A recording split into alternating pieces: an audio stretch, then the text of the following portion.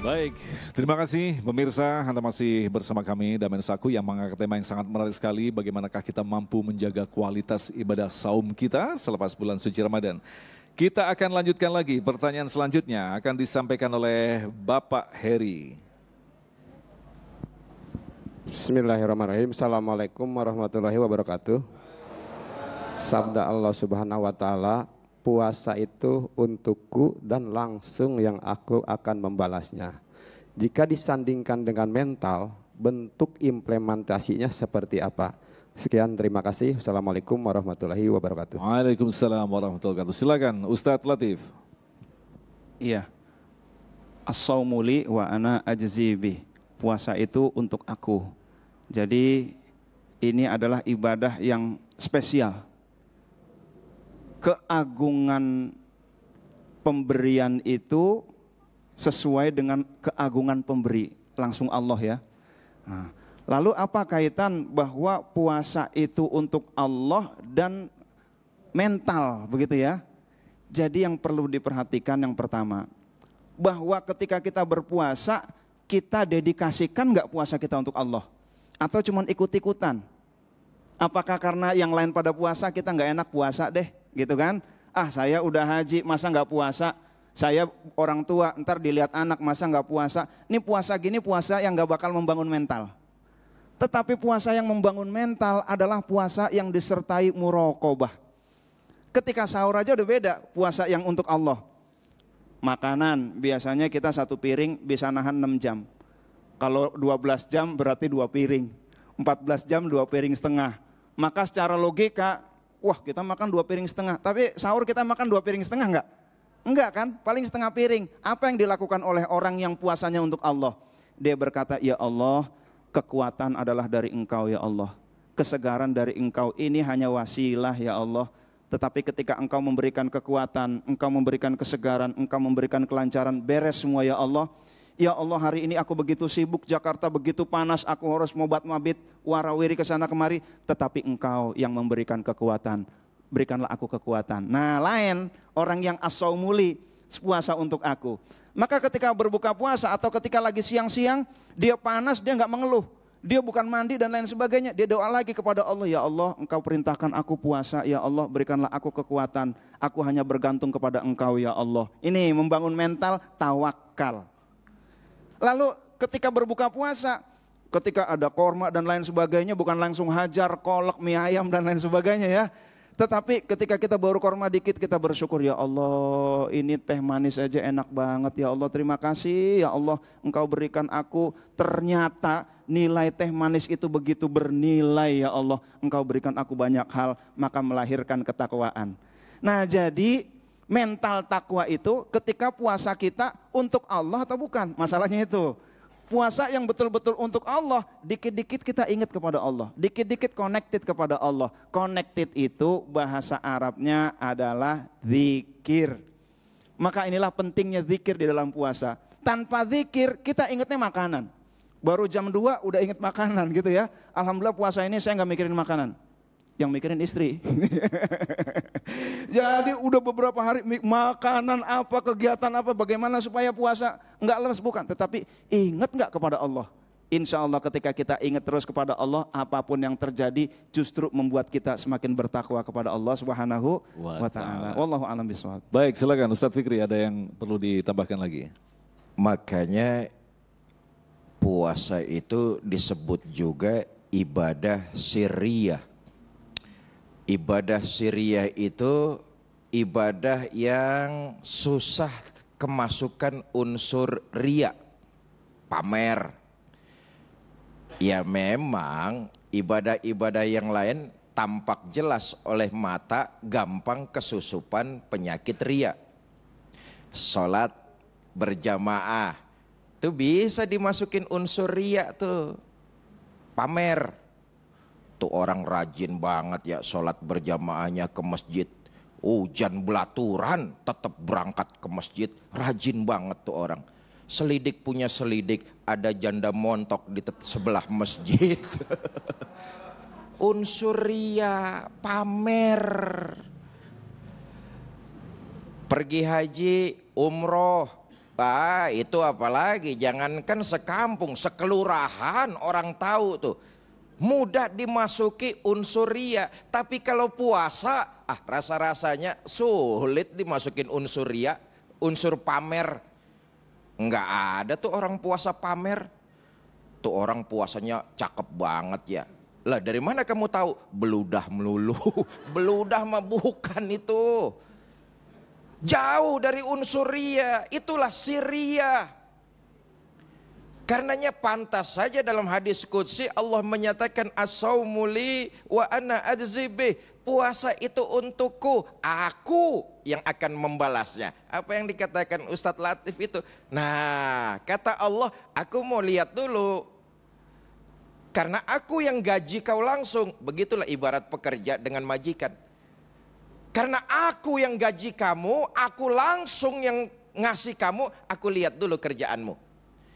Kalau kerjaan kamu bagus, kewajiban-kewajiban kamu penuhi, maka hak kamu sebagai karyawan aku keluarkan. Plus aku berikan bonus. Itulah perumpamaan itu. Maka bonusnya itu Lailatul Qadar. Turunnya rahmah, diampuninya dosa-dosa dan kesalahan kita, pembebasan dari api neraka. Kenapa? Memang puasa yang kita kerjakan ini untuk Allah. Tapi kata Allah, kau puasa tujuannya bukan karena aku, cuma karena kagak enak, masih tinggal satu atap sama mertua.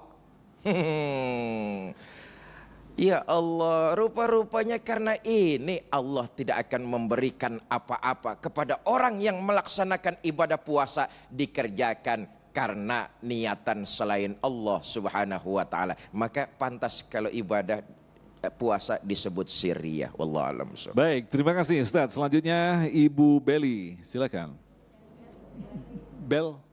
Oh, Ibu Eli. Baik, silakan. Assalamualaikum warahmatullahi wabarakatuh.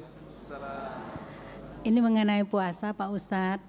Puasa itu bukan hanya sekedar menahan lapar dan dahaga, tapi lebih luasnya menjaga nafsu. Bagaimana kiatnya agar mental kita menghadapi ini semua tetap wajar dan waras. Terima kasih. Wassalamualaikum warahmatullahi wabarakatuh. Silakan Ustadz Fikri. Memang esensi dari puasa itu pengendalian diri. Bukan untuk menghilangkan hawa nafsu, tapi dikendalikan. Nah ini jangan salah ya. Nafsu itu karunia yang Allah berikan. Islam dengan berpuasa bukan untuk memusnahkan dan menghancurkan nafsu. Karena itu karunia Allah. Tapi dikendalikan, inilah esensi dari puasa. Bagaimana cara mengendalikannya? Bapak Ibu saudara-saudara, Nabi sudah mengingatkan berapa banyak orang yang berpuasa enggak dapat apa-apa kecuali rasa lapar dan rasa haus saja. Kenapa? Dia tetap masih mengikuti hawa nafsunya. Nafsunya tidak dikendalikan. Karena memang nafsu itu kecenderungannya membawa kita kepada hal-hal yang negatif, kecenderungannya ya. Kecenderungan dari nafsu adalah membawa kita kepada hal-hal yang negatif. Itu kecenderungan hawa nafsu. Maka kita disuruh lewat berpuasa ini dikendalikan. Bahkan dalam riwayat penciptaannya nafsu itu kan luar biasa tuh. Ketika nafsu diciptakan itu, Allah tanya sama nafsu, nafsu, man anna wa man anta? Saya siapa? Kamu siapa? Selengean nafsu jawabannya. Anda ya Anda, saya mah saya. Selengean nih nafsu. Ya Allah, makhluk yang berani selengean sama Allah, salah satunya ya nafsu. Marah Allah, dimasukkan ke dalam neraka. Berapa lama di situ? 10.000 tahun. Dikeluarin, diangkat. Ditanya lagi, nafsu, man anna wa man anta. Saya ya sayalah, kamu ya kamu. Diceburin lagi tuh nafsu ke neraka. Paling dingin, beku. Berapa lama? 10.000 tahun lagi di situ. Riwayat mengatakan demikian. Selesai masa hukumannya, diangkat lagi nih. Ditanya sama Allah, nafsu, siapa saya, siapa kamu? Saya, iya saya. Sampean ya sampean. Dibebesin lagi nafsu. Dibebesin, tahu dibebesin. Diceburin lagi nafsu itu ke dalam neraka. Neraka ju namanya, neraka lapar. Neraka lapar. Digodok di situ. Diberikan kelaparan oleh Allah selama 10.000 tahun. Selesai masa vonisnya, selesai masa tahanannya, diangkat nafsu nih. Letoy saudara. Letoy, lemes, loyo. Allah tanya lagi, nafsu, man anna wa man anta? Anta Rabbi wa anna makhluk. Tuhan adalah Tuhan saya adalah hamba. Baru tuh loyo. Baru tuh ngerasa lemah. Setelah apa? Setelah diceburin dalam neraka yang berisi dengan penyiksaan lapar. Nah, berkaitan dengan pertanyaan Ibu Eli, bukan Ibu Beli ya. Ibu Eli, esensi dari puasa itu adalah mengendalikan nafsu kita. Tadi sudah saya katakan kecenderungannya adalah hal-hal yang membawa kita kepada yang negatif. Dikendalikan nafsu kita lebih cenderung kepada hal-hal positif, itu pun kita akan merasakan ketenangan dan kesenangan batin. Nah ini dia nih. Begitu nafsu kita kendalikan dalam jalan yang diridhoi oleh Allah, melaksanakan ibadah puasa, loh kita baru tahu ternyata di situ kita menemukan kesenangan dan kebahagiaan batin. Apa contohnya? Indal iftar, ketika berbuka puasa. Lihatlah, berkumandang azan maghrib di Masjid Al-Hikmah, Allahu Akbar, Allahu Akbar, Alhamdulillah, hati senang, hati bahagia. Kenapa? Bisa mengendalikan hawa nafsu menuju kepada ketaatan Allah Subhanahu wa ta'ala. Ketika nafsu ini kita kendalikan, kita arahkan kepada hal-hal yang positif, ketahuilah, pertama, kita termasuk hamba yang bisa mengendalikan nafsu. Yang kedua, di balik itu Allah berikan ketenangan, kesenangan, kebahagiaan dalam hati kita karena taat di jalan Allah Subhanahu wa ta'ala. Nah, Ustadz Latif, mungkin bisa kita kembangkan. Lantas bagaimanakah pendapat Ustadz berkaitan dengan orang-orang yang hanya mengambil keuntungan daripada sisi kesehatan dalam puasa? Misalkan dia puasa memang pengen diet, kemudian pengen menghilangkan penyakit, dan yang lebih ekstrim lagi, para dukun juga ketika mau menyihir atau apapun berpuasa juga. Nah ini lantas bagaimanakah menjelaskan dengan masalah tadi istiqomah dan penekanan nafsu segala macamnya? Silakan Ustaz. Iya, terima kasih. Mengacu kepada Bapak Heri tadi pertanyaan, as-saumu li, hendaklah puasa karena aku. Ada yang karena kesaktian, kekebalan dan lain sebagainya, itu bukan karena Allah. Maka tidak akan membentuk karakter takwa. Nah, lalu bagaimana untuk kesehatan? Iya, puasa ada pengaruh kepada kesehatan, tetapi jangan niatkan untuk kesehatan. Ibarat kita masuk ke sebuah objek wisata, ada tiket wahana ini, tiket wahana B, tiket wahana C. Satu wahana kita bayar, wahana kedua kita bayar, wahana ketiga kita bayar. Itu namanya tiket setiap wahana. Tapi ada tiket terusan. Sekali kita beli, kita dapat wahana ini, wahana itu. Itulah karena Allah. Jadi kalau puasa yang karena kesehatan, dia cuma dapat sehat. Puasa karena kesaktian, dia cuma dapat kesaktian. Puasa karena ingin dan lain sebagainya, dia cuma dapat wahana-wahana satu. Tapi kalau puasa karena Allah Subhanahu wa ta'ala, terserah Allah mau kasih saya langsing, Allah mau kasih saya kaya, Allah mau kasih saya apa, terserah Allah. Ini namanya tiket terusan, justru dapatnya lebih banyak. Nah jadi begitu. Maka yang intinya kalau tadi beliau sampaikan, intinya pengendalian diri. Bagaimana agar kita bisa mengendalikan diri?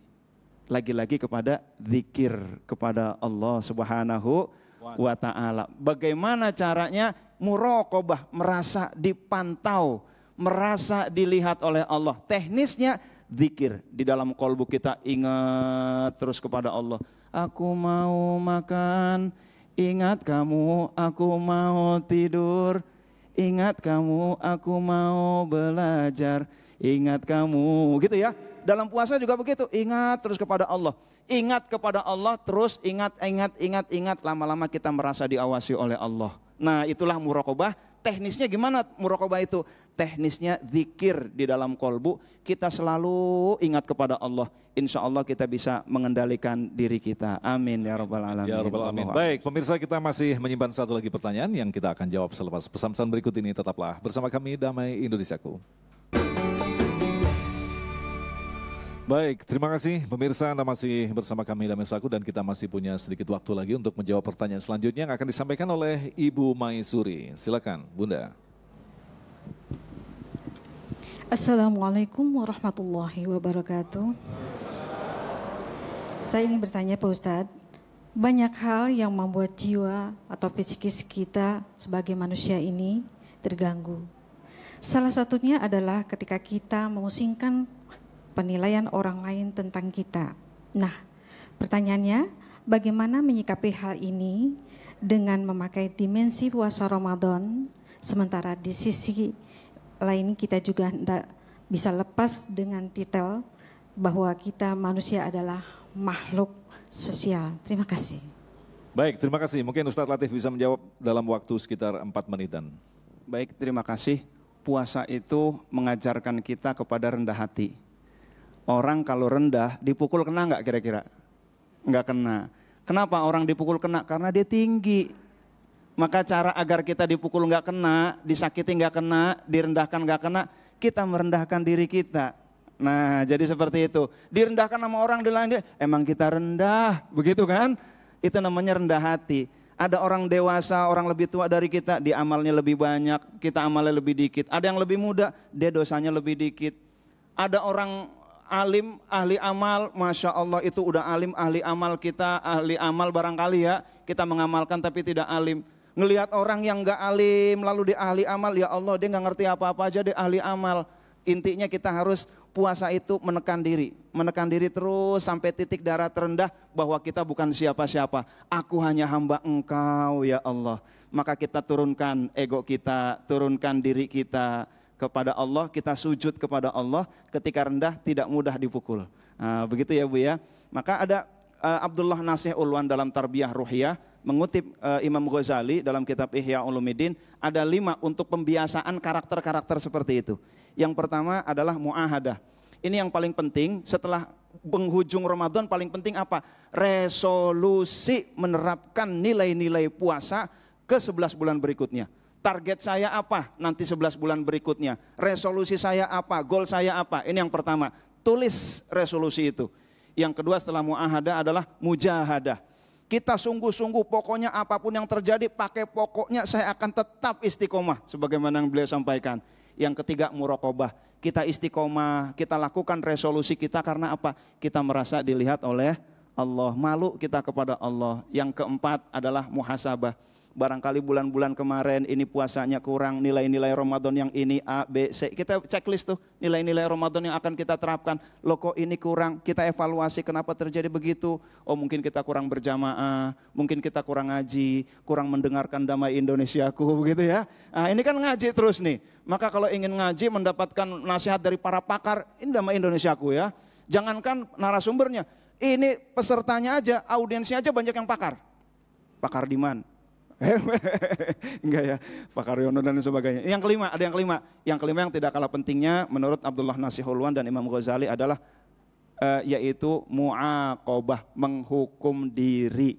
Ada sebuah perusahaan retail di bidang stationery, alat tulis kantor, dia membuat asesmen karyawannya dengan spiritualitas, salah satu variabelnya adalah puasa.